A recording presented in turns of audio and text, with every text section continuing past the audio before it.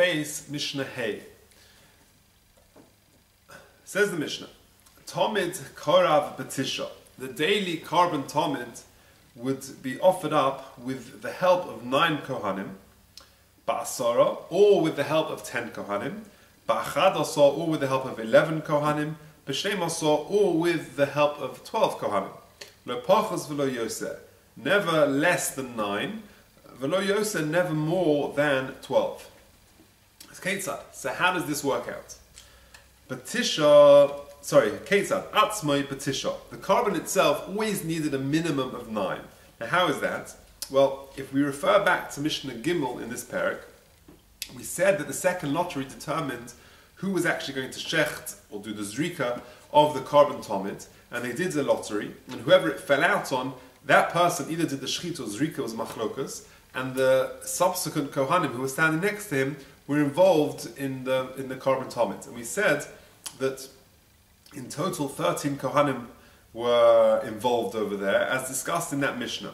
But what's important is that the Mishnah lists 6 parts of the animal that were then taken and placed onto the kevish on the mizbeach, like we mentioned several times previously. So, of the 9 minimum needed for the carbon tomid Shabbeinu Habayim, the first 6 would be carrying the parts of the animal onto the kevish. How is that? Well, one kohen would carry the rosh v'haregel, which is the head of the animal and the hind leg, the back leg. The next kohen number 2, would carry shtei hayadayim, which is the 2 forelegs. The next kohen number 3, would carry ha'ukutz v'haregel, the tail and the other back leg. The 4th kohen hechoza v'hagera, the breast and the neck.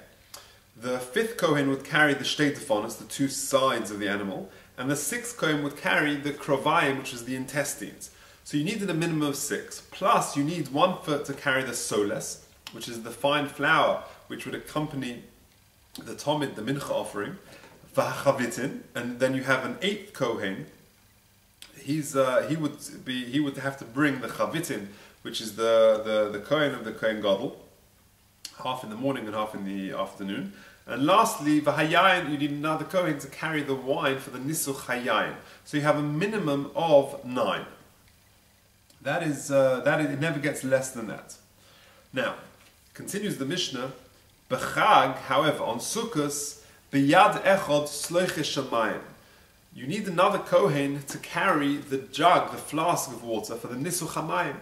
Nisuch hamayim is a special ceremony that they would do on Sukkos, and it's a halacha l'Moshe Sinai. It's hinted to in the Pesukim, but in the Keren Dromis Ma'arovis, on the southwestern corner of the Mizbeach, there would be 2 sort of holes on the top of the Mizbeach, and in one of them, in the eastern one, they would pour the wine for the Nisuch Hayayin ceremony, for the libation of the wine. But on the Sukkos, whilst the wine is being poured into the eastern opening, they would also pour the water in the western one, in the little pot, in the little hole in the top of the mizbeach next to it. That's the nisuch hamayim ceremony.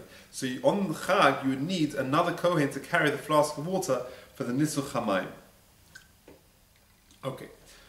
Hari kanasaris, that gives you 10. So it can sometimes be that you need 10 kohanim officiating, helping out with the carbon tomid. Ba'achadasa. And bein ha'arbayim, and in the afternoon carbon, you would have achada, so you'd need 11. Hu atzma batisha. Why 11? Because 9, as we mentioned, you need to carry the actual parts of the animal. You never get less than 9. Ushnayim biyodam shnei geziri eitzim. But you need another 2 in the afternoon. Of course, you'd have the morning offering, the carbon tomid shel shachris, and you'd have the carbon tomid shel bein ha'arbayim, and in the afternoon one, you'd need an additional 2 kohanim to carry shnei geziri eitzim, 2 logs of wood. It's a gezeres hakosov, that you need 2 kohanim, each one carrying 1 log, and that needs to be placed on top of the mizbeach, on the fire on the mizbeach. Over Shabbos, ba'achadasa, on Shabbos you would also need 11. Hu atzma b'tisha, the basic 9.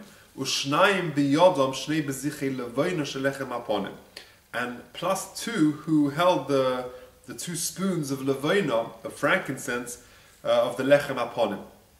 Now we know that they would replace the lechem aponim every Shabbos. The new fresh bread would come along, and they would take the old lechem aponim, which was still steaming and piping and hot, they would take that away, and they would leave it, and the new fresh bread would stay there for the whole week. And next to there'd be sort of a column of 6 on one side and 6 next to it. And they'll be placed in the shulchan. And next to each column, there would be a spoon of levaina, one for each column.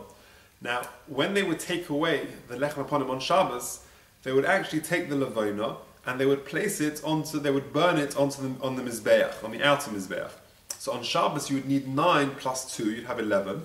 The extra 2 being the 2 kohanim who would each carry one of the spoons of the levaina of the lechem hapanim, and as I said, would we place it on the mizbeach hachitzon, on the outer mizbeach. Shabbos p'toich hachag, and finally on Shabbos, on Shabbos Chol HaMoed Sukkos, or Shabbos which fell on Sukkos, you would need a 12th one biyad echot slucha shamayim. In addition to the 11 just mentioned, you would need a 12th one. The 12th one carrying the flask of water for the Nisuch HaMayim ceremony, which we described earlier. So, the Mishnah has set out how you need a minimum of 9 and a maximum of 12 Kohanim helping out with the Korban Tomid in the Beis HaMikdash. That is the end of Mishnah Hey.